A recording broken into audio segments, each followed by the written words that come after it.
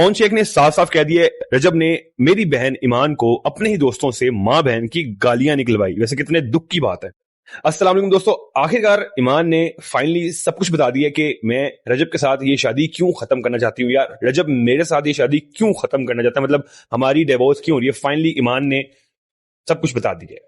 जाहिर है कि जब एक ग्रुप में बैठ के कुछ लोग आपकी बीवी को गालियां निकाल रहे होंगे और आप चुपचाप बैठ के सुन रहे होंगे, तो मेरे ख्याल से ये शादी फिर आगे चलना बनती नहीं। ठीक है, यही वजह बनी है ईमान, क्योंकि ईमान को सरेआम ग्रुप्स में बैठ के उसके भाई ओन शेख के सामने माँ बहन की गालियां निकाली गई हैं और बीच में बैठा हुआ रजब भट्ट, उसका शौहर, मतलब ईमान का शौहर, वो सुनता रहा। उसने कोई भी आगे से रिस्पॉन्स नहीं दिया। उसने कहा लोग भोंकते हैं भोंकने दो, मगर मेरे ख्याल से रजब को यहाँ पे बोलना चाहिए था और लोगों को रोकना चाहिए था कि मेरी बीवी ईमान को गालियां मत निकालो, बेशक वो मेरी बीवी है, बेशक वो मेरी बीवी नहीं है।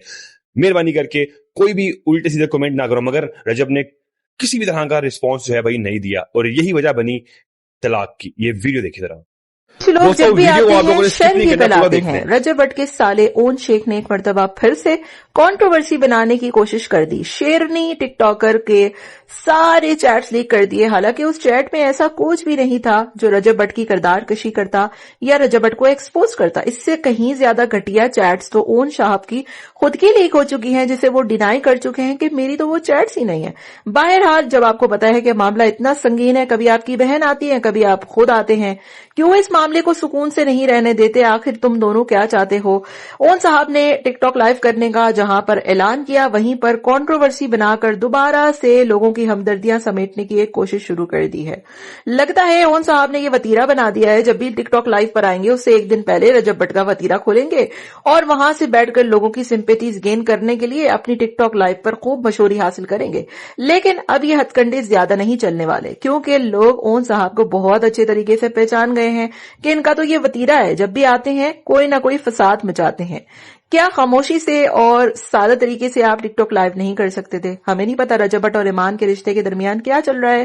गालिबन सुना यही है कि उन्होंने तलाक का दूसरा नोटिस भी भिजवा दिया, और जब इतना कुछ कर ही दिया है तो फिर कैसी शिकवे और कैसी शिकायत? जब रिश्ता ही नहीं रहा तो फिर आपको कोई हक नहीं पहुंचता कि आप शिकवे शिकायत करें, चीजों को लीक करें और यहां पर आकर रोज एक नया बवाल खड़ा करें।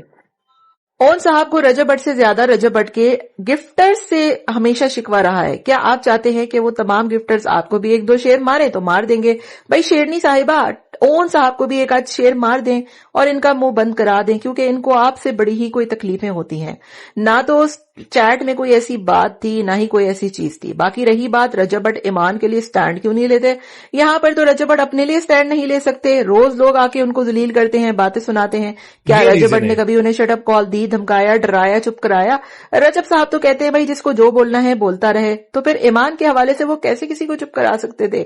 हाँ, ये बात जरूर है कि सामिया हिजाब ने जब ईमान के हवाले से कहा तो उसने सामिया हिजाब से बात करना ही छोड़ दी। दूसरे लोगों के खिलाफ भी जब ईमान के हवाले से कोई बात होती है तो वो कंट्रोवर्सीज में नहीं पड़ता। बाकी आपको पता नहीं किस बात का शिकवा है। कभी किवान का फेस रिवील होता है तो रजब पे इल्जाम, कभी शेरनी की चैट्स लीक होती हैं तो रजब पे इल्जाम। आप खुद चाहें अपने बहनोई को बलात्कारी कहें, उनका मजाक उड़ाएं, उनके खिलाफ आने वाले कमेंट्स को दिल फेंकें, लेकिन कोई दूसरा कर दे तो आपको बड़ी मिर्चें लगती है, क्योंकि यह बात बहन भाइयों की नहीं बल्कि सिर्फ व्यूज की है, जो कि आप टिकटॉक लाइव पर बैठकर चाहते हैं। आपका क्या ख्याल है? कमेंट में जरूर बताइएगा।